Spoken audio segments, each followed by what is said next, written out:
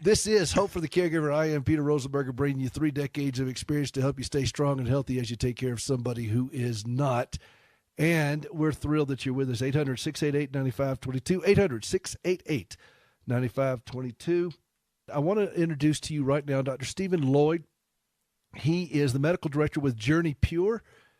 Used to be with the state of Tennessee for the, he was the assistant commissioner of substance abuse services with Tennessee Department of Mental Health and Substance Abuse Services. He is now with Journey Pure, and they are an organization. Well, I'll let him tell you about it. Dr. Loyd, how you feeling? Peter. How you feeling? I'm great, and I love the bumper music, by the way. It's wonderful. It's not what you think for a show for caregivers, is it? It is not. I was feeling pretty funky there for a little bit, but thank you. It put a smile on my face. John put the fun in funky. Oh, yeah. Well, listen, tell us a little bit about Journey Pure, and then we're going to get into some stuff real quick because I want to give people a background on this. But because this is an issue that we're going to continue to address on a regular basis on families dealing with substance abuse. But tell us a little bit about Journey Pure, and then we'll get to that. Sure, Peter. Journey Pure is a large inpatient treatment facility for people with substance abuse and mental health issues. And so a lot of times we, in the treatment world, we want to separate out the substance abuse from the mental health. And really, it's very difficult to do that. Both of them really need to be addressed at the same time to give people their best chance at recovery. So I'm the medical director there and have been since February, since I left the state. All right. Let's get into substance abuse issues with family members. One of the things that we've done on this show is that we have expanded the concept of caregivers as those who are in the orbit of anybody that has a chronic impairment. And if you have a substance abuse issue, that is a chronic impairment by definition. That's a chronic disease. And addiction is, alcoholism is. These are not things that you just say, okay, today I'm going to walk away from this and I'll be fine for the rest of my life. These are chronic things that we have to work at a recovery program. Family members don't always understand that, do they? They don't, Peter, and we do a pretty poor job at involving them in this process. You know, when you have somebody with a substance abuse issue, and you've described it perfectly, it is a chronic medical condition. We are kind of conditioned by the media and by the print media, the news media, and even movies, as if you go off to this 28-day treatment program and then you come back and you're suddenly better and everything around you is fine, and that's not the case. And it is a family disease, and the caregivers are often left on the sideline during the treatment process, or left on the sideline going forward. You know, I get this phone call all the time. It's like, Dr. Loyd, what can I do to best help my loved one? And, my answer to that, Peter, is always the same. And that answer is to take care of yourself, right? Is that you have to have self-care, because regardless of what we think and regardless of what my family thinks, and as you know, I'm in recovery from drug and alcohol abuse myself, is they can't do anything today that's going to keep me sober, and they really can't do anything that's going to get me drunk. That's my responsibility. My family's responsibility, and they've learned this more and more as we've gone through this process. Now it's been almost 15 years, is to take care of themselves, their own self-care, being as healthy as they can themselves, and not, getting caught up in their own codependency. And then when we're able to do that, we function really, really well, and we're getting better with it as time goes on. Well, one of the things I've understood over this journey is that when you have an individual with an impairment, for example, diabetes affects that individual. But with addiction, it affects everybody within that orbit of that individual. It really does, Peter. It really does. Go ahead. I'm sorry. No. And so talk about that a little bit, because I think a lot of family members look at somebody and say, okay, if we can just get him to stop drinking, or if we can just get her to stop taking drugs, then my life will then be better. Everything will be okay. But that's not the case. Well, and that's also Peter, a spiritual principle. It's if I behave in a certain way, then things around me are going to be better. If I behave this way, and as I was growing up as a little boy, my parents were, had a very contentious relationship, and so as a little boy, I thought, if I can behave a certain way and get this or get that, then suddenly somehow magically my parents will get along. And it sounds even ridiculous to say that, right? But that's really the mindset that I grew up with. And I think that, in cases of addiction and substance abuse issues, we think the same thing. Is our family and this unit will be okay if if this person will just behave this way, then everything will be all right. And it's not true. It's not true at all. And if you set yourself up for that, then you're really on shaky ground, because if that person doesn't do those things so that this unit is okay, then where are you? Right? And so, these families are they get to the point where so much focus is placed on the person with a substance use issue that they literally live on pins and needles, even when things are going great. And I think that that's really a prescription for an unhealthy family. And I think you get that. I think there's a lot more people getting that. And we're blessed enough, to live here in Middle Tennessee, where there's a lot of groups around that get that as well. Well, and we're going to introduce this conversation more and more to the family caregiver, because I'm seeing this as a recurring theme, and I don't think people understand that it is a chronic condition. And even if you get them clean and sober, and you can't get them, but if they get clean and sober today, the real work starts at that point, because you got to deal with what drove them into those places in the first place. Is that a good way of saying that? That's a great way of saying it. And the thing that I think people don't understand, Peter, is it's ongoing. It's continuous. And I'll give you this example, for me, because this just happened. It's it's just the holiday season right now. And so, me and my wife do things together, and we're in situations where there's, certain things around alcohol and things that I've had problems with in the past. And those situations are so much better now because my wife has done her own work on herself. And she doesn't get wrapped up in, I've got to keep Steve out of this, or I've got to keep Steve out of that in order for our family unit to be okay.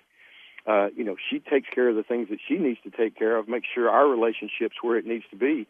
And, she never says anything to me about it. In my own recovery, Peter, it became so much more fruitful whenever and healthy whenever Karen got help for herself, my wife. And I think that that's what folks don't understand, is that you're not going to be okay inside, even if your loved one never uses substances again. I mean, you're just not, because you're continually waiting on that other shoe to drop, thinking that you've got to do these things, and the reason that they're not using is because you're behaving a certain way. And Peter, it's impossible to go through life like that. It is. And I had a lady that called into my show recently. I put this out on my podcast at caregiverpodcast.com. And you can hear the call, but I asked her, I said, and I asked this with guests when they call in, how are you feeling? And her first words out of her mouth were defeated. And her daughter has been dealing with an addiction issue for some time. She has children of her own now. She basically has put this girl up in a hotel just so she could have a place so she wouldn't be homeless. She's got to go to court. It's a dumpster fire. The whole thing is a dumpster fire. And she said, I don't know what else, I don't have the resources to put her in treatment again. And I said to this woman, and I'm going to say these words to you, and then I want you to mirror them back to me as far as, okay, did I get this right? I said to her, look, this is hard truth. It's not meant to be harsh, but it is hard truth. Your daughter may not make it, but you have to. And you could just hear the air just go out of her. That's not an inappropriate thing to say to her, is it?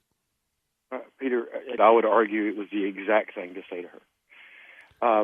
In my own recovery, I had to get to the point where I would be okay no matter what. If I lose my wife, if my family leaves me because of this, I had to get to the point where I was okay with that. I didn't say I was going to like it, and I didn't say I wanted to hear it, but I had to be where I was okay with that. My wife got to the same point. I think that's the single best thing that you could have told her at that point. Because she's living her life right now. Really, she's not living her life. She's living her daughter's life. And that's an impossible thing to do. It's an impossible thing to do physically. It's an impossible thing to do emotionally. And it's certainly an impossible thing to do spiritually. And so I think what you told her was spot on. She has to get to a point where she's able to live her life realizing that her daughter might not make it, right? But as a mom, the thing that she can do is be healthy herself and be there when her daughter is ready, to take those steps. Because she certainly is not going to be able to get her daughter clean and sober, Peter. It's not going to happen. Okay? That decision will be made by her daughter as she goes through the process, hopefully. And if not, there is a chance you can lose her. And I think what you told her was spot on. People look at that and say, oh, that's harsh or that's mean and cold-hearted. I think it's probably the most loving thing anybody's told her.